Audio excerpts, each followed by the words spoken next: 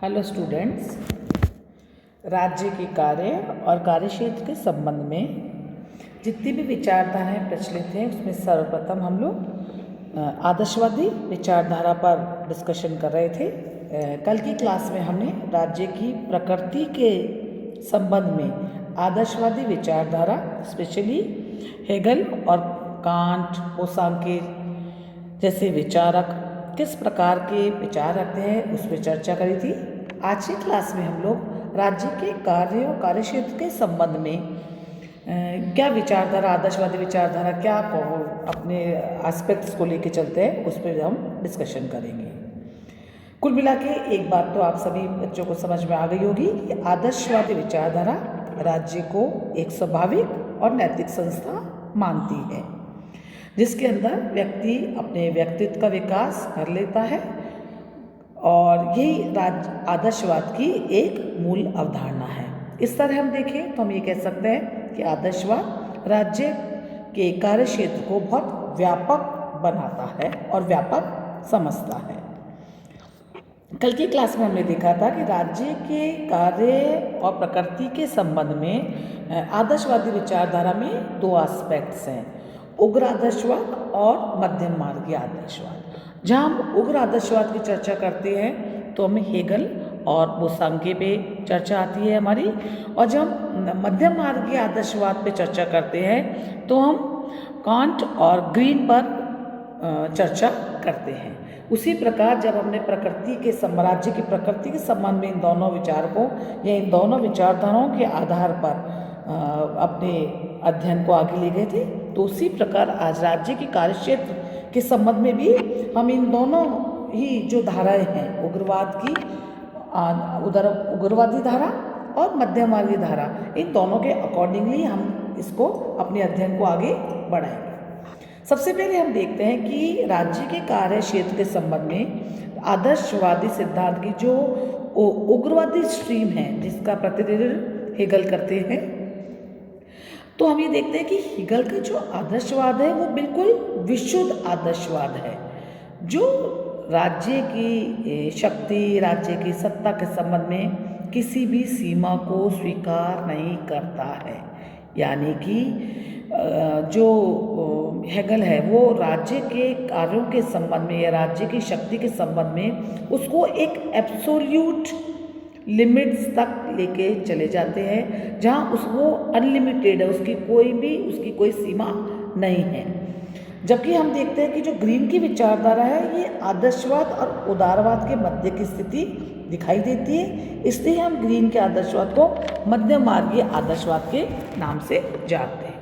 तो सबसे पहले हम देख रहे हैं कि राज्य के कार्यक्षेत्र के संबंध में हेगल क्या कह रहे हैं। उग्र आदर्शवाद को प्रतिपादित करते हुए हेगल का ये मानना है कि जो राज्य है वो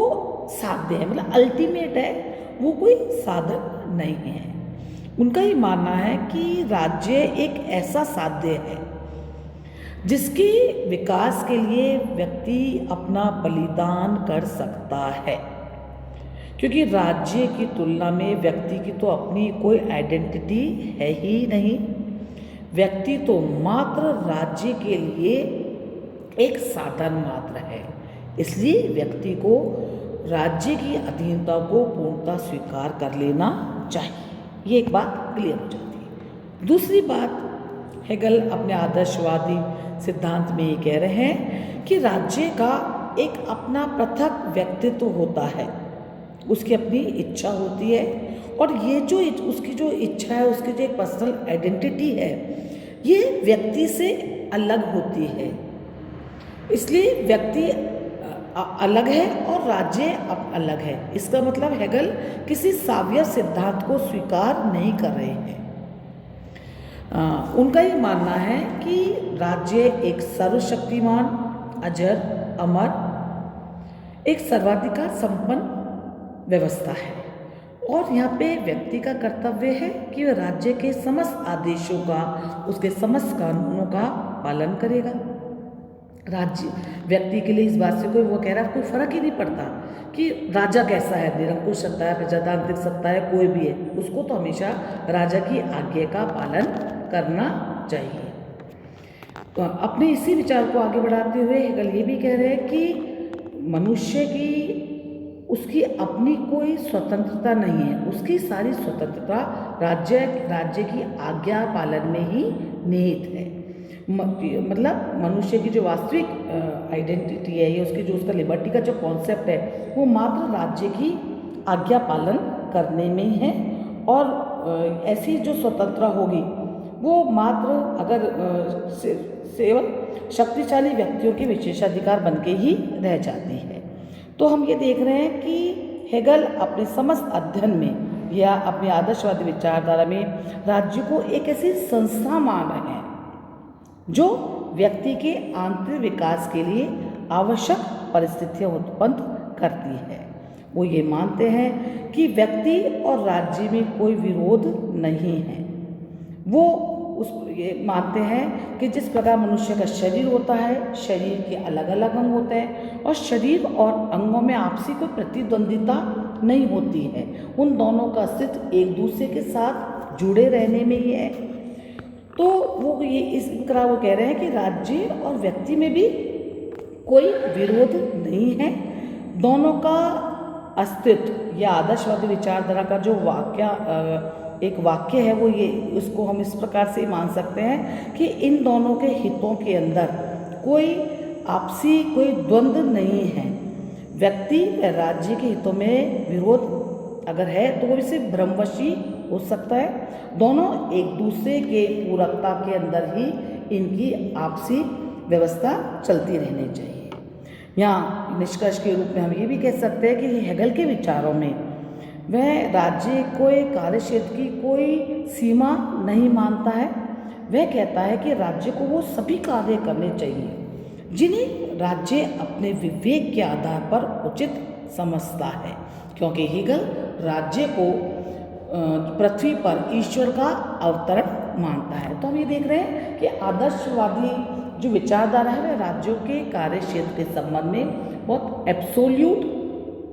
अनंत सीमाएं उसकी बना करके रखती है, जहाँ व्यक्ति मात्र उसका एक पार्ट है, जहाँ वो एक